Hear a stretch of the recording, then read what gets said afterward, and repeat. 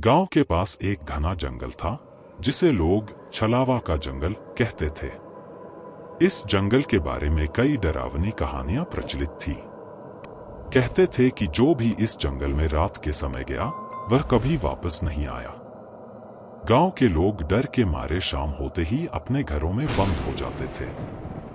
एक दिन गांव में एक नया युवक आया। उसका नाम था विक्रम। वह निडर और साहसी था और इन कहानियों पर विश्वास नहीं करता था। उसने गांव वालों से सुना कि जंगल में एक प्राचीन मंदिर है जिसमें छिपा हुआ खजाना है। विक्रम ने तय किया कि वह इस मंदिर को खोजेगा और खजाना पाएगा। रात के समय विक्रम ने अपना सामान पैक किया और जंगल की ओर चल पड़ा। जैसे ही वह जंगल के भीतर प्रवेश किया, उसे अजीब अजीब आवाजें सुनाई देने लगी। कभी किसी के रोने की आवाज, कभी किसी के हंसने की। विक्रम ने इन आवाजों को नजरअंदाज किया और आगे बढ़ता रहा। कुछ देर बाद उसे एक पुरानी टूटी फूटी झोपड़ी दिखाई दी। वह झोपड़ी के पास गया और देखा कि अंदर एक बूढ़ी औरत बैठी है। बूढ़ी औरत ने विक्रम को देखकर कहा, बेटा, तुम इस जंगल में क्यों आए हो?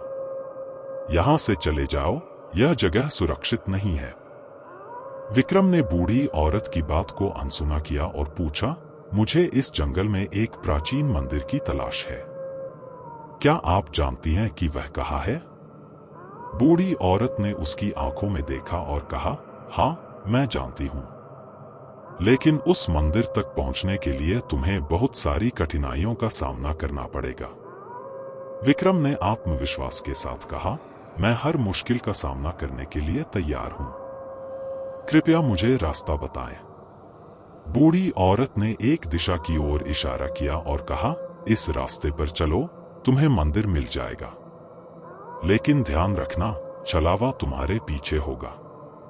विक्रम ने बूढ़ी औरत का धन्यवाद किया और उस दिशा में चल पड़ा। जैसे जैसे वह आगे बढ़ता गया, जंगल और भी घना और डरावना होता गया। अचानक उसे लगा कि कोई उसका पीछा कर रहा है। उसने पीछे मुड़कर देखा, लेकिन कोई नहीं था। थोड़ी देर बाद उसे एक परछाई दिखाई दी जो उसके पीछे पीछे चल रही थी। विक्रम ने अपनी रफ्तार तेज कर दी, लेकिन परछाई भी उतनी ही तेजी से उसके पीछे आ रही थी। अचानक परछाई ने विक्रम पर हमला कर दिया। विक्रम ने खुद को बचाने की कोशिश की, लेकिन परछाई बहुत शक्तिशाली थी।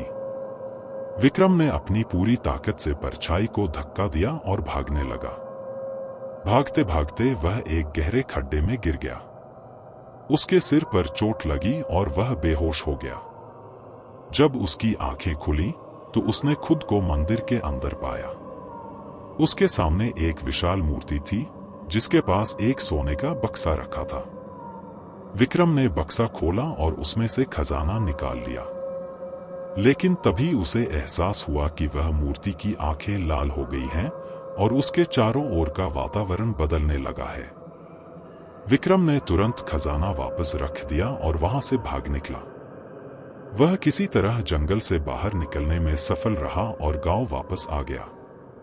उसने गांव वालों को अपनी आपबीती सुनाई और उन्हें समझाया कि लालच हमें हमेशा मुसीबत में डालता है।